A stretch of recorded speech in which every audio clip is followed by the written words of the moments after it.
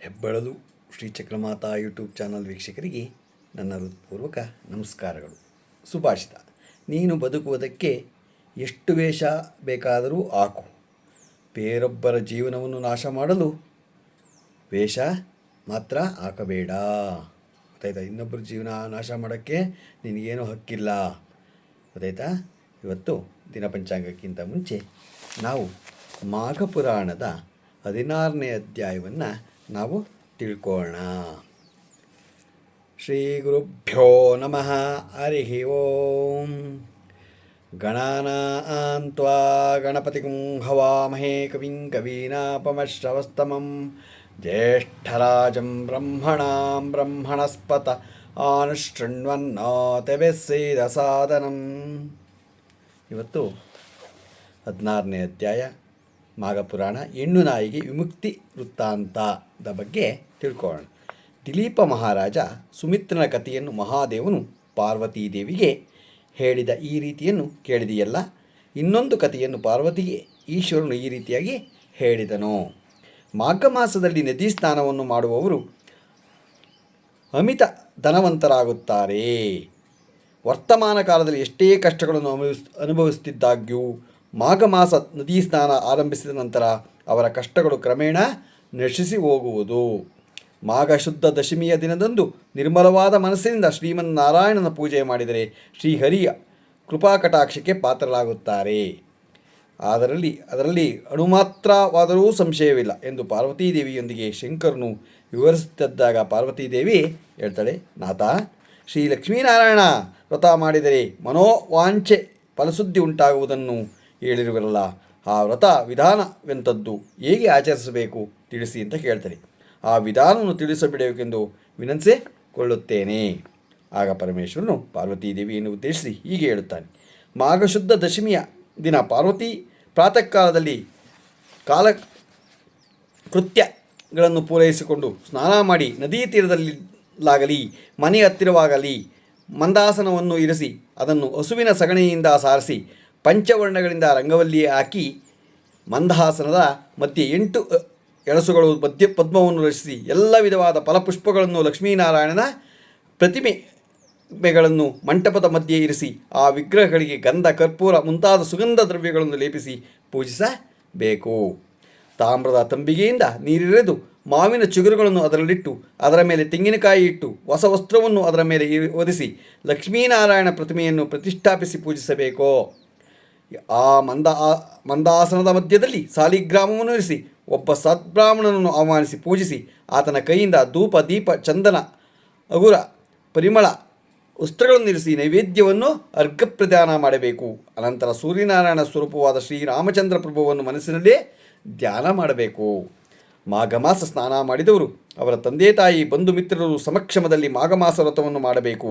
ಒಬ್ಬ ಸದ್ಬ್ರಾಹ್ಮಣನಿಗೆ ಅಕ್ಕಿ, ಬೆಲ್ಲ, ಉಪ್ಪು, ಬೇಳೆ, ತರಕಾರಿಗಳು, ಹಣ್ಣು ಇತ್ಯಾದಿಗಳನ್ನು ಏಕಪಾತ್ರೆಯಲ್ಲಿಟ್ಟಾಗಲಿ ಹೊಸ ವಸ್ತ್ರದಲ್ಲಿ ಗಂಟು ಕಟ್ಟಿಯಾಗಲಿ ದಾನ ನೀಡಬೇಕು. ಮಾಘ ಪುರಾಣಗಳನ್ನು ಖುದ್ದಾಗಿ ಮಂತ್ರಾಕ್ಷತೆಯನ್ನು ಇಟ್ಟುಕೊಂಡು ಕೊನೆಯಲ್ಲಿ ಶ್ರೀಮನ್ನಾರಾಯಣನ ಧ್ಯಾನ ಮಾಡುತ್ತಾ ಕೆಲವು ಅಕ್ಷತೆಗಳನ್ನು ಭಗವಂತನ ಮೇಲಿರಿಸಿ ಮತ್ತೆ ಕೆಲವು ಅಕ್ಷತೆಗಳನ್ನು ತಮ್ಮ ತಲೆಯ ಮೇಲೆ ಹಾಕಿಕೊಳ್ಳಬೇಕು.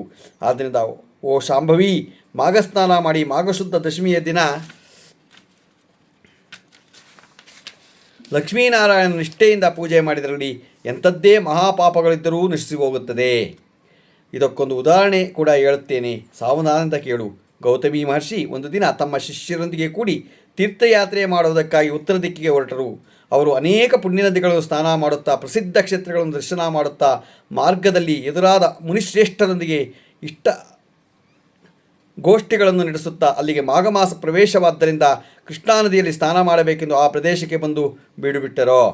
ಗೌತಮರು ತಮ್ಮ ಶಿಷ್ಯರೊಡಗೂಡಿ ಕೃಷ್ಣಾ ನದಿಯಲ್ಲಿ ಸೂರ್ಯೋದಯ ಸಮಯದಲ್ಲಿ ಸ್ನಾನ ಮಾಡಿ ತೀರದಲ್ಲಿದ್ದ ಒಂದು ಅರಳಿ ಮರದ ಬಳಿಗೆ ಬರ್ತಾರೆ.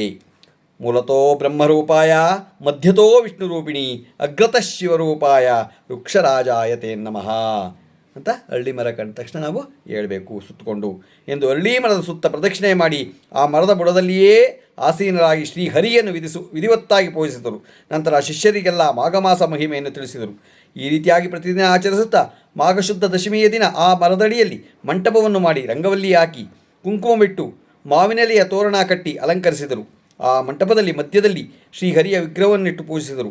ಆ ರೀತಿಯಾಗಿ ಪೂಜಿಸುತ್ತಿದ್ದ ಸಮಯದಲ್ಲಿ ಹೆಣ್ಣು ನಾಯಿಯೊಂದು ಬಂದು ಭಗವಂತನಿಗೆ ಮಾಡುತ್ತಿದ್ದ ಪೂಜಾ ವಿಧಾನವನ್ನು ರೆಪ್ಪೆ ಎಲುಗಿಸಿದಂತೆ ದೀಕ್ಷೆಯಿಂದ ನೋಡುತ್ತಾ ಅರಳಿ ಮರಕ್ಕೆ ಎದುರಾಗಿ ಕುಳಿತುಕೊಂಡಿತ್ತೋ. ಅದನ್ನು ನೋಡ್ತಾ ಆ ನಾಯಿ ಕುಳಿತುಕೊಂಡಿತ್ತು. ಶಿಷ್ಯರು ಅವರ ಬಳಿ ಇದ್ದ ದಂಡದಿಂದ ಅದನ್ನು ಎದುರಿಸಿದರು. ಆ ನಾಯಿ ಅಲ್ಲಿಂದ ಎದ್ದು ಉತ್ತರದ ಕಡೆ ಹೊರಟಿತು. ಮತ್ತೆ ಪೂರ್ವಕ್ಕೆ ತಿರುಗಿ ಆತ ಕಡೆಯಿಂದ ದಕ್ಷಿಣದ ಕಡೆಗೆ ಕದಲಿ ಮತ್ತೆ ಯಥಾಪ್ರಕಾರ ಪಶ್ಚಿಮದಲ್ಲಿ ದಿಕ್ಕಿಗೆ ಕುಳಿತುಕೊಂಡಿತು. ಶಿಷ್ಯರು ಮತ್ತೆ ಎದುರಿಸಿದಾಗ ಮೊದಲು ಎದ್ದಂತೆಯೇ ಎರಡನೇ ಬಾರಿಯೂ ಆ ಮಂಟಪದ ಸುತ್ತ ತಿರುಗಿ ಬಂದಿತು. ಶಿಷ್ಯರು ಮೂರನೇ ಬಾರಿ ಕೂಡ ಅವರ ದಂಡದಿಂದ ಎದುರಿಸಿದಾಗ ಮತ್ತೆ ಆ ನಾಯಿ ಅರಳಿ ಮರದ ಸುತ್ತ ತಿರುಗಿ ಬಂತು. ಈಗಾಗಲೇ 3 ಬಾರಿ ಆ ಮಂಟಪದ ಸುತ್ತ ಪ್ರದಕ್ಷಿಣೆ ಮಾಡಿದ್ದರಿಂದ ಅದು ಮಾಘಮಾಸವಾಗಿದ್ದರಿಂದ ಅದು ತಕ್ಷಣ ತನ್ನ ನಾಯಿಯ ರೂಪವನ್ನು ಬಿಟ್ಟು ಒಬ್ಬ ರಾಜನನ್ನಾಗಿಯೇ ಪರಿವರ್ತನೆಗೊಂಡಿತೋ. ನೋಡಿ, ಮಾಘಮಾಸದಲ್ಲಿ ನಾವು ಏನೇ ಮಾಡಿದ್ರೂ ಏನೇ ಇದ್ರೂ ಒಳ್ಳೆಯದಾಗತ್ತೆ ಅನ್ನೋದಕ್ಕೆ ಇದೆಲ್ಲ ಮಾರ್ಗ. ಆ ರಾಜನು ಸಕಲ ವರ್ಣಗಳನ್ನು ಧರಿಸುವುದಾಗಿ ಋಷಿಗಳು ಎದುರು ನಿಂತು ಅವರೆಲ್ಲರಿಗೂ ನಮಸ್ಕಾರ ಮಾಡಿದನು. ಅಲ್ಲಿಂದ ಹೆಣ್ಣು ನಾಯಿ ರಾಜನಾಗಿ ಬದಲಾದುದನ್ನು ನೋಡಿ ಋಷಿಗಳು ಗೌತಮಿ ಮಹರ್ಷಿಗಳು ಕೂಡ ಅಮಿತಾಶ್ಚರ್ಯಗೊಂಡರು. ಎಲೆಯಿನ್ಯಾರು, ನೀನು ಹೀಗೆ ಬದಲಾಗುವುದಕ್ಕೆ ಕಾರಣವೇನು ಎಂದು ಗೌತಮರು ಪ್ರಶ್ನಿಸಿದರು. ಪೂಜ್ಯರೇ, ನಾನು ಕಳಿಂಗ ದೇಶದ ರಾಜ. ನಮ್ಮದು ಚಂದ್ರವಂಶ. ನನ್ನ ಹೆಸರು ಜಯಚಂದ್ರ. ನನಗೆಲ್ಲ ವಿದ್ಯೆಗಳಲ್ಲೂ ಪರಿಣಿತಿ ಇದೆ. ನಮ್ಮ ದೇಶದ ಪ್ರಜೆಗಳನ್ನು ಧರ್ಮ ಮಾರ್ಗದಲ್ಲಿ ಪರಿಪಾಲಿಸುತ್ತಿದ್ದೇನೆ. ದಾನ ಧರ್ಮಗಳೆಂದರೆ ಅತಿ ಪ್ರೇಮ. ನಾನು ಅನೇಕ ದಾನ ಧರ್ಮಗಳನ್ನು ಮಾಡಿದೆ. ಗೋ ಭೂ ಅರಣ್ಯ ಸಾಲಿಗ್ರಾಮ ದಾನಗಳನ್ನು ಕೂಡ ಮಾಡಿದೆ. ಹೆಚ್ಚಾಗಿ ಅನ್ನದಾನ ತಿಲಾದಾನವನ್ನು ಮಾಡಿದೆ. ಅನೇಕ ಪ್ರದೇಶಗಳಲ್ಲಿ ಕೆರೆ ಬಾವಿಗಳನ್ನು ತೋಡಿಸಿದೆ. ಬಾವಿಗಳನ್ನು ತೋಡಿಸಿ ದಾರಿಹೋಕರಿಗೆ ನೆರಳು ಕೊಡುವ ನಿಮಿತ್ತ ಮರಗಳನ್ನು ನಡೆಸಿದೆ. ಧರ್ಮಶಾಲೆಗಳನ್ನು ಕಟ್ಟಿಸಿದೆ. ಹಸುಗಳನ್ನು ಕುಡಿಯುವುದಕ್ಕೆ ನೀರು ತೊಟ್ಟಿಗಳನ್ನು ಮಾಡಿಸಿದೆ. ನಿತ್ಯ ಬಡ ಪ್ರಜೆಗಳಿಗೆ ಸುಲಭವಾಗಿ ಅನ್ನದಾನಗಳನ್ನು, ಕುಡಿಯುವ ನೀರಿನ ಸೌಕರ್ಯಗಳನ್ನು, ಎಷ್ಟೋ ಪುಣ್ಯ ಕಾರ್ಯಗಳನ್ನು ಮಾಡಿದ್ದೇನೆ. ಅನೇಕ ದೇವಾಲಯಗಳನ್ನು ನಿರ್ಮಿಸಿ ದೈವ ವಿಗ್ರಹಗಳನ್ನು ಪ್ರತಿಷ್ಠಾಪಿಸಿ ಸದ್ಬ್ರಾಹ್ಮಣರಿಂದಲೂ ವೇದ ಪಠಣ ಮಾಡುವ ಪಂಡಿತರಿಂದಲೂ ಎಷ್ಟೋ ಯಜ್ಞಯಾಗಾದಿಗಳನ್ನು ಮಾಡಿಸಿದೆ. ಪುರಾಣಗಳಲ್ಲಿ ಹೇಳಿದ ಎಲ್ಲ ಧರ್ಮಗಳನ್ನು ಆಚರಿಸಿದ್ದೇನೆ. ಆದರೂ ನಾನು ನಾಯಿಯಾಗಿ ಹುಟ್ಟಿದ ಕಾರಣವನ್ನು ನಿಮಗೆ ವಿವರವಾಗಿ ಹೇಳುತ್ತೇನೆ, ಕೇಳಿ.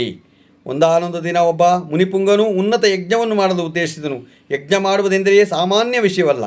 ಅದಕ್ಕೆ ಧನ ವಸ್ತು ಸಮುದಾಯಗಳು ಬೇಕು. ಆದ್ದರಿಂದ ಆ ಮುನಿಶ್ರೇಷ್ಠರು ನನ್ನ ಬಳಿ ಬಂದು ಕೇಳಿಕೊಂಡರು. ಮಹರ್ಷಿಗಳು ಬಂದ ಕೂಡಲೇ ಎದುರುಗೊಂಡು ಕಾಲು ತೊಳೆದು ಆ ನೀರನ್ನು ನನ್ನ ಶಿರಸ್ಸಿನ ಮೇಲೆ ಪ್ರೋಕ್ಷಿಸಿಕೊಂಡು ಕುಶಲ ಪ್ರಶ್ನೆಗಳನ್ನು ಕೇಳಿದೆ. ಆ ಋಷಿಗಳು ನನ್ನ ಸತ್ಕಾರಕ್ಕೆ ತುಂಬ ಸಂತೋಷಗೊಂಡರು. ರಾಜ, ನಿನಗೆ ಗುಟ್ಟಾದ ವಿಷಯಗಳನ್ನು ತಿಳಿಸುತ್ತೇನೆ. ಈ ಮಾಸದಲ್ಲಿ ಮಕರ ರಾಶಿಯಲ್ಲಿ ಸೂರ್ಯನು ಪ್ರವೇಶಿಸುತ್ತಾನೆ. ಆ ದಿನ ಸೂರ್ಯೋದಯದ ನಂತರ ಸ್ನಾನವನ್ನು ಮಾಡಿ ಭಕ್ತಿ ಶ್ರದ್ಧೆಗಳಿಂದ ಮಾಘಮಾಸ ಮಹಿಮೆಯನ್ನು ಓದುವುದಾಗಲಿ ಇಲ್ಲವೇ ಕೇಳುವುದಾಗಲಿ ಮಾಡು. ಆದ್ದರಿಂದ ನಿನಗೆ ವೈಕುಂಠ ಪ್ರಾಪ್ತಿಯಾಗುತ್ತದೆ. ಅಷ್ಟೇ ಅಲ್ಲದೆ ಅಶ್ವಮೇಧ ಯಾಗ ಮಾಡಿದರೆ ಎಂತಹ ಫಲ ಉಂಟಾಗುತ್ತದೋ ಅಂತಹ ಫಲವಾಗಲಿ, ತೀರ್ಥ ಸ್ನಾನಗಳನ್ನು ಮಾಡಿದಾಗ ಬರುವ ಫಲವಾಗಲಿ, ಇಲ್ಲವೇ ದಾನ ಪುಣ್ಯಗಳು ಅಂದರೆ ಪಂಚಯಾಗಗಳು ಮಾಡಿದ್ದಷ್ಟು ಫಲವನ್ನಾಗಲಿ ಪಡೆಯುತ್ತೀ. ಮಾಘಶುದ್ಧ ಸಪ್ತಮಿಯ ಭಾನುವಾರ ಬಂದಲ್ಲಿ, ದಶಮಿ ಭಾನುವಾರ ಬಂದರೂ ಮುಂಜಾನೆಯೇ ಸ್ನಾನ ಮಾಡಿದರು ಹಾಗೂ ಮಾಘ ಪೌರ್ಣಮಿಯ ದಿನ ಉದಯ ಕಾಲದಲ್ಲೇ ಸ್ನಾನ ಮಾಡಿದರು ಮನುಷ್ಯ ಎಂಥದ್ದೇ ಇದ್ದರೂ ವಿಮುಕ್ತನಾಗುತ್ತಾನೆ ಅಂತ ತಿಳಿಸ್ತಾರೆ. ಒಂದು ವೇಳೆ ಅನ್ಯಜಾತಿಯವರಾದರೂ ಆ ಮಾಸವಿಡೀ ನಿಷ್ಠೆಯಿಂದ ಸ್ನಾನ ಮಾಡಿ ದಾನ ಧರ್ಮಗಳನ್ನು ಮಾಡಿ ಮಾಘಪುರಾಣವನ್ನು ಶ್ರವಣ ಮಾಡಿದರು ಇಲ್ಲವೇ ಕೇಳಿದರೂ ಮರುಜನ್ಮದಲ್ಲಿ ಬ್ರಾಹ್ಮಣರಾಗಿ ಜನಿಸುತ್ತಾರೆ ಎಂದು ಆ ಮಹರ್ಷಿಗಳು ನನ್ನಲ್ಲಿ ಹೇಳಿದಾಗ ನಾನು ಆತನನ್ನು ಅನುಮಾನಿಸುವಂತೆ ಮಾತನಾಡಿದೆ. ಹೀಗೆಂದೇ, ಅಯ್ಯ ಋಷಿಶ್ರೇಷ್ಠರೇ, ನೀವು ಹೇಳಿದ ವಿಷಯಗಳೆಲ್ಲ ನನಗೆ ತಿಳಿದಿದೆ. ಎಲ್ಲ ಕಪಟ. ಅವುಗಳನ್ನು ನಾನು ಸತ್ಯವೆಂದು ಒಪ್ಪಿಕೊಳ್ಳಲಾರೆ. ಎಂಥದ್ದೋ ಅತಿಶಯೋಕ್ತಿಗಳ ಹೊರತು ಬೇರೇನೂ ಇಲ್ಲ. ಆದ್ದರಿಂದ ನಾನು ಮಾಘಮಾಸ ವ್ರತವನ್ನು ಆಚರಿಸುವುದಾಗಲಿ, ದಾನ ಪುಣ್ಯಾದಿಗಳನ್ನು ಮಾಡುವುದಾಗಲಿ, ಪೂಜೆ ನಮಸ್ಕಾರಗಳನ್ನು ಆಚರಿಸುವುದಾಗಲಿ ಮಾಡುವುದಿಲ್ಲ. ಚಳಿಗಾಲದಲ್ಲಿ ತಣ್ಣೀರಿನ ಸ್ನಾನ ಮಾಡುವುದು ಎಂತಹ ಕಷ್ಟ ನಿಮಗೆ ಗೊತ್ತಾಯಿತು. ಇನ್ನು ನನಗೆ ಈ ನೀತಿಬೋಧಗಳನ್ನು ಮಾಡಬೇಡಿ, ನನಗಿರುವ ಫಲ ಸಾಕು ಎಂದು ಆ ಋಷಿಗಳಿಗೆ ಹೇಳ್ತಾನೆ. ನನ್ನ ಮಾತುಗಳಿಂದ ಋಷಿಗಳು ಕೋಪಗೊಂಡರು. ಮುಖ ಕಿವಿಚಿಕೊಂಡು, ಸರಿ, ನಾನು ಹೇಳಬೇಕಾದ್ದನ್ನು ಹೇಳಿದ್ದೇನೆ, ಅದು ನನ್ನ ಧರ್ಮ ಎಂದು ಯಜ್ಞಯಾಗಕ್ಕೆ ಬೇಕಾದ ದಾನವನ್ನು ತೆಗೆದುಕೊಳ್ಳದೆ ಹೊರಟು ಹೋದರು. ಆಗ ನಾನು ಆ ಋಷಿಗಳ ಕೈ ಹಿಡಿದು ಅಂಗಲಾಚಿ ಬೇಡಿಕೊಂಡಾಗ ಕಡೆಗೆ ಒಪ್ಪಿಕೊಂಡು ಧನವನ್ನು ತೆಗೆದುಕೊಂಡು ಹೋದರು. ಆ ರೀತಿಯಾಗಿ ನಾನು ಕೆಲವು ವರ್ಷ ರಾಜ್ಯವಾಳುತ್ತಾ ಬಾಣ ಬಿಟ್ಟೆ. ನಂತರ ನನಗೆ ಸಾಲಾಗಿ 7 ಜನ್ಮಗಳು ನಾಯಿ ಜನ್ಮವೇ ಬಂದಿತು. ನನ್ನ ಪಾಪ ಫಲವೇನೋ ಅಂತೂ ನಾಯಿಯಾಗಿ 7 ಜನ್ಮ ಯಾತನೆಯನ್ನು ಅನುಭವಿಸಿದೆ. ಈಗ ನೀನು ಮಾಡುತ್ತಿರುವ ಪೂಜಾ ಸ್ಥಳದ ಸುತ್ತಲೂ 3 ಪರ್ಯಾಯಗಳು ಪ್ರದಕ್ಷಿಣೆ ಮಾಡಿದೆ. ಆದ್ದರಿಂದ ನನ್ನ ಪೂರ್ವಜನ್ಮ ನನಗೆ ಉಂಟಾಗಿದೆ. ದೈವ ಯೋಗವನ್ನು ಯಾರಿಂದಲೂ ತಪ್ಪಿಸಲಾಗುವುದಿಲ್ಲ. ಹೀಗೆ ನಾಯಿ ಜನ್ಮದಲ್ಲಿರುವಾಗ ಪುನಃ ನನಗೆ ಪುನರ್ಜನ್ಮ ಹೇಗೆ ಉಂಟಾಯಿತೋ ವಿವರಿಸಬೇಕೆಂದು ಋಷಿಗಳಲ್ಲಿ ಕೇಳ್ಕೊತಾರೆ. ಆ ರಾಜನು ಹೇಳಿದ ವೃತ್ತಾಂತವನ್ನು ಕೇಳಿ ಗೌತಮ ಋಷಿಗಳು ಆಶ್ಚರ್ಯಪಟ್ಟು, ಮಾಘಮಾಸವನ್ನು ನೀನು ಕೀಳಾಗಿ ನೋಡಿದ್ದರಿಂದ ಎಂತಹ ವಿಪತ್ತು ಉಂಟಾಯಿತು, ಅನುಭವವೇ ಹೇಳುತ್ತಿದೆ. ನಿನ್ನ ಬಳಿಗೆ ಬಂದು ಋಷಿಶ್ರೇಷ್ಠರು ಉತ್ತಮನು. ಆತ ಹೇಳಿದನು ವಿಷಯಗಳೆಲ್ಲವೂ ಯಥಾರ್ಥಗಳೇ. ನೀನು ನಾಯಿಯಿಂದ ರಾಜನಾಗಿ ಹೇಗೆ ಪರಿವರ್ತನೆ ಹೊಂದಿದೆಯೋ ಆ ವೃತ್ತಾಂತವನ್ನು ವಿವರಿಸುತ್ತೇನೆ. ಸಾವಧಾನ ಚಿತ್ತವಾಗಿ ಕೇಳು. ನಾನು ನನ್ನ ಶಿಷ್ಯರೊಂದಿಗೆ ಕೃಷ್ಣವೇಣಿ ನದಿ ತೀರದಲ್ಲಿದ್ದು ಈ ಮಾಘಮಾಸ ಪೂರ್ತಿ ಕೃಷ್ಣಾ ನದಿಯಲ್ಲಿ ಸ್ನಾನ ಜಪಗಳನ್ನು ಮಾಡಿ ಮತ್ತೊಂದು ಪುಣ್ಯ ನದಿಗೆ ಹೋಗಬೇಕೆಂದು ಬಂದಿದ್ದೇನೆ. ನಾವೆಲ್ಲರೂ ಈ ವೃಕ್ಷರಾಜನ ಅಡಿಯಲ್ಲಿ ವಿಷ್ಣು ವಿಗ್ರಹವನ್ನಿಟ್ಟು ಪೂಜಾ ಕೈಂಕರ್ಯಗಳನ್ನು ಮಾಡುತ್ತಿದ್ದೇವೆ. ನಾಯಿಯ ರೂಪದಲ್ಲಿದ್ದ ನೀನು ದಾರಿಯಲ್ಲಿ ಹೋಗುತ್ತಾ ಇಲ್ಲಿನ ನೈವೇದ್ಯವನ್ನು ನೋಡಿ ತಿನ್ನಬೇಕೆಂಬ ಆಸೆಯಿಂದ ಪೂಜಾ ಸ್ಥಳಕ್ಕೆ ಬಂದು ಕುಳಿತುಕೊಂಡೆ. ಆಗ ನೀನು ಹೇಗಿದ್ದೀಯೋ ಗೊತ್ತಾ? ನಿನ್ನ ಮೈ ಕೊಚ್ಚೆಯಿಂದ ಮಲಿನವಾಗಿತ್ತು, ನೋಡುವುದಕ್ಕೆ ಅಸಖ್ಯವಾಗಿದೆ. ಪರಿಶುದ್ಧರಾಗಿ ಭಗವಂತನನ್ನು ಪೂಜಿಸಿದ್ದ ಸಮಯದಲ್ಲಿ ಅಲ್ಲಿಗೆ ಪ್ರಾಣಿಗಳಾಗಲಿ ಪಕ್ಷಿಗಳಾಗಲಿ ಬಂದರೆ ಅವುಗಳನ್ನು ಒಡೆದೋರಿಸುವುದು ಸಹಜ ಅಲ್ಲವೇ? ನೀನು ಅಸಖ್ಯವಾಗಿದ್ದರಿಂದ ನನ್ನ ಶಿಷ್ಯರು ನಿನ್ನನ್ನು ತಮ್ಮ ತಪೋದಂಡದಿಂದ ಓಡಿಸಿದರು. ನೈವೇದ್ಯವನ್ನು ತಿನ್ನಬೇಕೆಂಬ ಆಸೆಯಿಂದಲೇ ಈ ಮಂಟಪದ ಸುತ್ತಲೂ ತಿರುಗಿ ಯಥಾಸ್ಥಾನಕ್ಕೆ ಬಂದು ಕುಳಿತುಕೊಂಡೆ. ಮತ್ತೆ ನನ್ನ ಶಿಷ್ಯರು ನಿನ್ನನ್ನು ಒಡೆಯಲು ಹೊರಟಾಗ ಓಡಿ ಹೋಗಿ ಮತ್ತೆ ಪುನಃ ಬಂದೆ. ಹಾಗೆ 3 ಬಾರಿ ಸುತ್ತಿದ್ದರಿಂದ ಭಗವಂತನು ನಿನ್ನ ರೂಪವನ್ನು ಮಾರ್ಪಡಿಸಿ ನಿಜ ರೂಪವನ್ನು ಕೊಟ್ಟ, ಅನುಗ್ರಹಿಸ್ತಾ. ಅಂದರೆ ಭಗವಂತನ ಮಂಟಪದ ಸುತ್ತಲೂ ಪ್ರದಕ್ಷಿಣೆ ಹಾಕಿದ್ದರಿಂದ ಮಾಘಮಾಸ ಫಲ ಉಂಟಾಗಿ ಪುನರ್ಜನ್ಮ ಉಂಟಾಯಿತೆಂದೇ ಹೇಳಬೇಕು. ಇನ್ನು ಮಾಘಮಾಸವಿಡೀ ನದಿ ಸ್ನಾನ ಮಾಡಿ ಭಗವಂತನ ಧ್ಯಾನ ಮಾಡಿ ಪುರಾಣ ಪಠನ ಮಾಡಿದರೆ ಎಂತಹ ಫಲ ಬರುವುದೋ ಊಹಿಸಿಕೋ ಎಂದು ಹೇಳಿದಾಗ ರಾಜನು ಆಲಿಸುತ್ತಿದ್ದಾಗ ಅಷ್ಟರಲ್ಲಿ ಆ ಅರಳಿ ಮರಕ್ಕಿದ್ದ ಒಂದು ಪೊಟರೆಯಿಂದ ಒಂದು ಕಪ್ಪೆ ಹೊರಬಂದು ಗೌತಮ ಋಷಿಗಳ ಪಾದದ ಮೇಲೆ ಬಿದ್ದು ಬೇಕಬೇಕಾ ಎಂದು ಅರಿಚಿ ಅತ್ತ ಇತ್ತ ಕುಪ್ಪಳಿಸುತ್ತಿತ್ತು. ಹಾಗೆ ಕುಪ್ಪಳಿಸುವುದರಲ್ಲಿ ಮಂಟಪದ ಬಳಿಗೆ ಬಂದು ನೋಡುತ್ತಿದ್ದೆ. ಹಾಗೆ ಸ್ವಲ್ಪ ಕಾಲದಲ್ಲಿಯೇ ಹಠಾತ್ತನೆ ಕಪ್ಪೆ ರೂಪವನ್ನು ಬಿಟ್ಟು ಮುನಿವನತಿಯಾಗಿ ಬದಲಾಯಿತು. ಆಕೆ ನವಯೌವನವನತಿ ತುಂಬ ಸುಂದರಾಗಿ ಗೌತಮಿ ಮಹರ್ಷಿಗಳನ್ನು ನೋಡಿದ ಕೂಡಲೇ ಆಕೆಗೆ ಜ್ಞಾನೋದಯವಾಗಿ ತನ್ನ ಪೂರ್ವ ಜನ್ಮದ ವೃತ್ತಾಂತವೆಲ್ಲ ಜ್ಞಾಪಕಕ್ಕೆ ಬಂದಿತು. ಆಗ ಗೌತಮ ಋಷಿಗಳು, ಮುನಿಗಳೇ, ನೀನ್ಯಾರು? ನಿನ್ನ ಹೆಸರೇನು? ನಿನ್ನ ವೃತ್ತಾಂತವೇನು ಎಂದು ಪ್ರಶ್ನಿಸಿದರು. ಆಕೆ ತನ್ನ ಪೂರ್ವಜನ್ಮದ ವೃತ್ತಾಂತವನ್ನು ತಿಳಿಸುವುದಕ್ಕಾಗಿ ಹೀಗೆ ಹೇಳತೊಡಗಿದರು. ಇಲ್ಲಿಗೆ 16ನೇ ಅಧ್ಯಾಯ ಇವತ್ತು ಮುಗೀತು. ಈಗ ನಾವು ದಿನ ಪಂಚಾಂಗವನ್ನು ತಿಳ್ಕೊಳ್ಳೋಣ. ದಿನಾಂಕ 14/2/2025 ಶುಕ್ರವಾರ, ಶ್ರೀ ಕ್ರೋಧಿನಾಮ ಸಂವತ್ಸರ, ಉತ್ತರಾಯಣ, ಶಿಶಿರ ಋತು. ಉತ್ತರಾಯಣ ಶಿಶಿರ ಋತು, ಮಾಘಮಾಸ, ಕೃಷ್ಣಪಕ್ಷ, ತಿಥಿ ತದಿಗೆ, ರಾತ್ರಿ 8:37, ನಕ್ಷತ್ರ ಪೂರ್ವಭಾದ್ರ, ರಾತ್ರಿ 10:16, ಮಳೆ ಧನಿಷ್ಠ 3ನೇ ಪಾದ, ರಾಹುಕಾಲ 11:10ರಿಂದ 12:38, ಗುಳಿಕ ಕಾಲ 8:14ರಿಂದ 9:42, ಯಮಗಂಟ ಕಾಲ 3:34ರಿಂದ 5 ಗಂಟೆ 2 ನಿಮಿಷ ತನಕ ಇದೆ. ಇವತ್ತು ಯಾರು ಹುಟ್ಟುಹಬ್ಬ ಆಚರಿಸ್ಕೊತಿದ್ರು, ಮದುವೆಯಾದ ದಂಪತಿಗಳು ವಾರ್ಷಿಕೋತ್ಸವ ಆಚರಿಸ್ಕೊತಿರೋರಿಗೆ ನಮ್ಮ ಹೆಬ್ಬಳಲು ಶ್ರೀಚಕ್ರಮಾತಾ ಯೂಟ್ಯೂಬ್ ಚಾನಲ್ ಕಡೆಯಿಂದ ಶುಭ ಕಾಮನೆಗಳನ್ನು ತಿಳಿಸ್ತೀವಿ. ದೇವರವರಿಗೆ ಆಯಸ್ಸು, ಆರೋಗ್ಯ, ಐಶ್ವರ್ಯ ಎಲ್ಲ ಕೊಟ್ಟು ಕಾಪಾಡಿ ಅಂತ ನಾನು ಕೇಳ್ಕೊತೀನಿ. ನಮ್ಮ ಹೆಬ್ಬಳಲು ಶ್ರೀಚಕ್ರಮಾತಾ ಯೂಟ್ಯೂಬ್ ಚಾನಲ್ ಯಾರು ಸಬ್ಸ್ಕ್ರೈಬ್ ಆಗಿಲ್ಲ ದಯಮಾಡಿ ಸಬ್ಸ್ಕ್ರೈಬ್ ಆಗಿ, ಲೈಕ್ ಕೊಡಿ. ಇದು ನಿಮ್ಮದೇ ಚಾನಲ್ ಆಗಿರೋದ್ರಿಂದ ನಮ್ಮ ಲಿಂಕನ್ನು ಬೇರೆ ಗ್ರೂಪ್ಗಳಿಗೆ ಫಾರ್ವರ್ಡ್ ಮಾಡಿ. ಈ ಮಾಘಮಾಸದಲ್ಲಿ ಆಗಿರೋದ್ರಿಂದ ಮಾಘಮಾಸ ಪುರಾಣ ಕೇಳಿ ನೀವು ಯಾವತ್ತಾರ ಒಂದು ದಿನ ನದಿ ಸ್ನಾನ ಮಾಡಿ ನಿಮಗೆ ಕೇಳಿದ್ದನ್ನು ಭಗವಂತ ಕೊಡ್ತಾನೆ. ನಮಸ್ಕಾರಗಳು.